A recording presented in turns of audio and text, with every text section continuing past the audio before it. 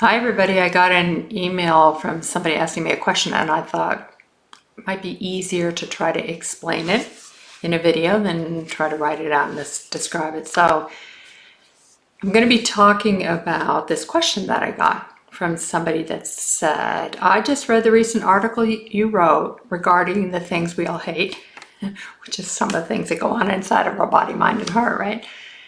And this person asked, I was wondering if you can clarify or explain what I meant by the cycle of the patterns we learned, often non-narratively. This person wanted to know specifically, what do I mean by non-narrative? And then she continued, I'm grateful for all your work and sharing with others who are looking to heal. So I thought I would describe it this way because it's a little hard to get conceptually.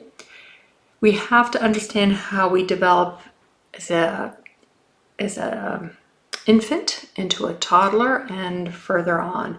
And it has to do with brain development. It has to do with acquisition of language. And what we know is in our first early years, from 0 to 3, somewhere in there, can you see that in there, 0 to 3, we experience the world as a felt experience. We don't understand words. We don't have a name for words. So everything that goes on, we experience as these moments of time, these felt experiences. We literally absorb the world instead of thinking about the world. So this is something I've written about in my Becoming Safely Embodied books, in the Attachment-Based Yoga and Meditation book, with also the book I co-wrote with Dan Brown and David Elliott and a group of other people, Attachment Disturbances in Adults. So we are experiencing the world in this very primary way. We experience heat and temperature. We don't think about it, we experience it. Something happens to us and we have a visceral response. That's what goes on in these early years. And over time, we learn and we develop and we have a capacity to put experience into words. So this experience is non-narrative. We don't have a way to describe it. We actually don't even have a me having this experience. In these early years, we experience the world as one. It's uncomplicated in that we are it, we're fused with it. And over time we realize, no, wait, I'm separate. This is happening and I'm over here. And during this time and later on in life, we go through this process we call self-other differentiation. I learned that I'm me and you're you, and we can be different, and we have different experiences. And so what happens is, if we have good enough parenting, which the research shows 1 in 4 of us has, then we're able to integrate this. Somebody says to us, oh, honey, what's going on in there? You need your diaper changed? Do you have, you're feeling angry or upset or worried or frightened or something? And somebody helps us put these bunch of many different sensations together into a word, or into an expression, or into a description of this apprehended experience. It's not apprehension, because that means something different, but we apprehend the world. Now, if we don't have good enough parenting, it's almost as if we build a self on top of it, and this stays somewhat separate. There's this buffer zone. And we are living on top of our experience, our felt experience, and now we're starting to think about it. Do you ever have that experience when you can talk about what's happening, but you're not really feeling it or in touch with it? That's what we're talking about here. There's this buffer zone in here that makes it inaccessible. Somebody says, what do you need? And you're like, wow, I just don't know. Somebody says, what do you want for dinner? And you're like, gosh, I don't know. I really don't know, because we're not linked up inside. And the whole process with healing is about, how do I link up myself? How do I put together all the many pieces so that I'm here with myself connected. So what we need to do is be able to build a bridge from here to in here. We need to be able to be here in whatever age we are and recognize that there are parts of us or felt experiences. Parts are actually a construction of these felt experiences. And that's not quite true. I'm not sure quite way to say it, but it's an intermediary. This is the real primary experience.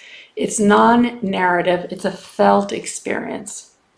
How do we take that felt experience and learn to understand it and relate to it? And in Becoming Safely Embodied Skills, we talk about the thoughts that we have, right? We have a thought about something or a thought that describes something. We have a felt experience, we have feelings, which are about something. It could be here, like this sensation might be tingle. Let's say this is a tingle feeling.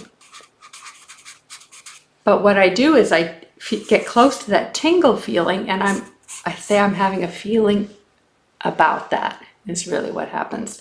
But these really primary things are more the sensations, the building blocks of our experience in here. And so what we need to do is be able to be here with ourselves. Say we're 16 or say we're 35 or 95, however old we are. We need to be able to be whatever age we are and connect in here. I'm 35 now. How do I extend my arms, my heart down into this space and pause and let this experience, this felt experience, inform me now? And in the Becoming Safely Embodied Skills, we talk a lot about these being part of the time capsules of experience. They're how they're encoded on us, imprinted on us. But how do we take that and digest it or put together into words? And usually that comes from felt experience, the felt experience that we had that informs the memories we have, the imprints we have, and we build storylines around it, which help us then live and decide, should I do this quicker or not? Is this a good thing for me or not? It's like a shorthand that we have. So the person asked, what is non-narrative? The non-narrative is the felt experience. It's a non-thinking about thing. It's a non-cognitive expression of felt experience. How do we be able to sit inside that, be with ourselves, and let that inform the rest of us? So that's